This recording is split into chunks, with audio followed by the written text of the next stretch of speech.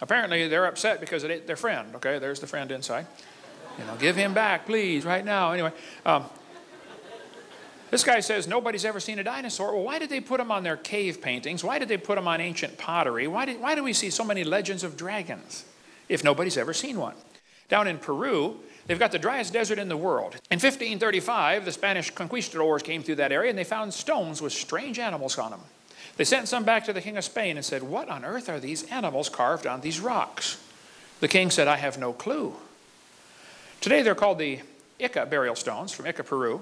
Dennis Swift is probably the world's expert on those. He's one of my good friends from Portland, Oregon.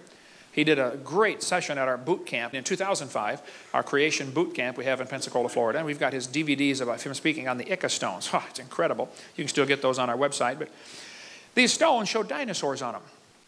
During the age of sailing ships, there are thousands of legends of people sighting sea monsters. Well, if you're in a sailboat, it's kind of quiet going through the water, okay? Today with a diesel engine, they can hear you coming 50 miles away underwater. Of course, you're not going to see one, all right? But there are legends all over of dragons living with man. Did you know there are actually stories of giant octopus living in the ocean? I mean, like really, really, really big octopus. One octopus washed up on the beach in Florida. It was 200 feet across and weighed 5 tons. That's a big octopus. A whale was killed near Seattle. Inside the whale's stomach was one arm to an octopus that was 150 feet long. There are giant squids found out there in the ocean. I mean, really big squids. We could spend a long time about that one. A giant squid washed up on the beach in New Zealand. They said it was a baby.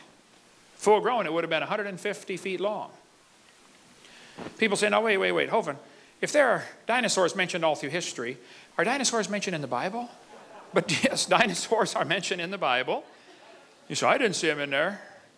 Well, you need to read carefully, okay? If you get the book of Job, the book of Job has 42 chapters. Come to chapter 40. God said, behold now behemoth.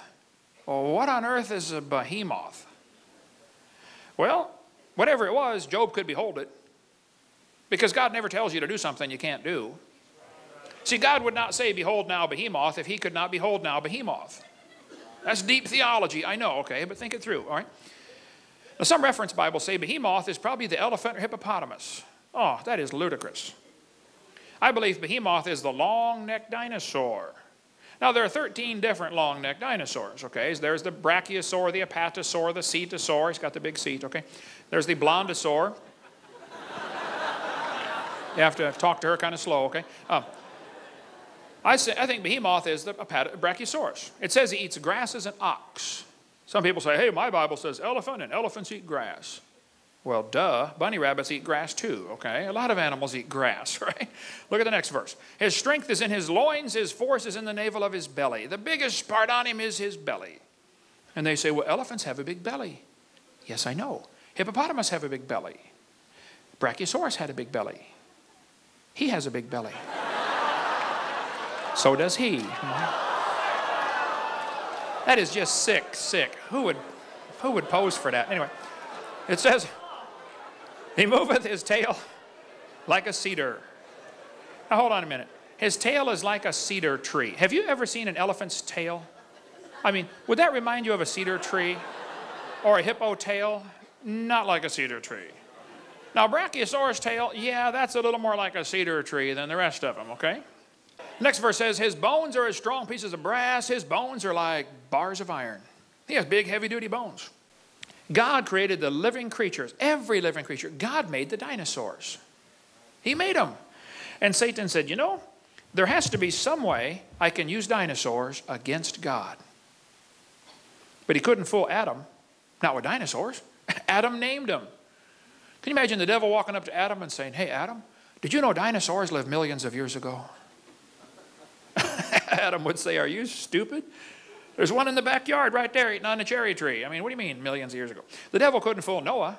I mean, he fed him every day. But for the next 4,000 years, dinosaurs became more rare. They were dying off or being killed off or whatever, you know, some of the reasons they died. And by 1809, they were just nearly extinct. And somebody found the bones and put one together. 1809, first dinosaur that we know of, put together for a museum. Satan was there that day and said, wow, here's my chance. These critters have always lived with man. I know that, and God knows that. But these people don't know that. So the devil said, I think I'm going to tell everybody they lived millions of years ago. And if they believe it, it'll make them doubt the Bible. And boy, has it worked good. You know, for the last 200 years, kids have gone to kindergarten and they get a book like this. I can read about dinosaurs. Would anybody like to take a wild guess at what the first sentence in the book says? Millions of years ago. Hey, how many kids are being taught that in your town? At your expense. You are paying for the destruction of the next generation. Now, maybe that doesn't bother you, but it bothers me. The Bible says, Behemoth lieth under the shady trees, in the covert of the reed and fens. Now, the word fens is an old English word that means the swamp. You know, the biggest swamp in the world is in the middle of Africa. It's called the Likwala Swamp. That swamp is huge. Most Americans don't appreciate the size of Africa. Here's what Africa looks like next to the entire United States. Africa's gigantic, okay? That swamp is bigger, is the same size as the state of Florida, 55,000 square miles. That swamp is huge. Did you know that swamp today is 80% unexplored? There were reports in that swamp it's from the 1700s when the missionaries went in there and said, man, there are dinosaurs still living in that swamp. Dinosaurs still alive? 1910, New York Herald ran an article about dinosaurs still living in Africa's swamps. Here's a Saturday Evening Post, 1948. There could be dinosaurs still alive in Africa. A big game hunter named Mr. Gobbler returned from a trip to Angola. He announced to the Cape Town newspaper, the Cape Argus, that there was an animal of large dimensions, the description of which could only fit a dinosaur. The natives call it Chippewa. In Central African Republic, they call it Nguri.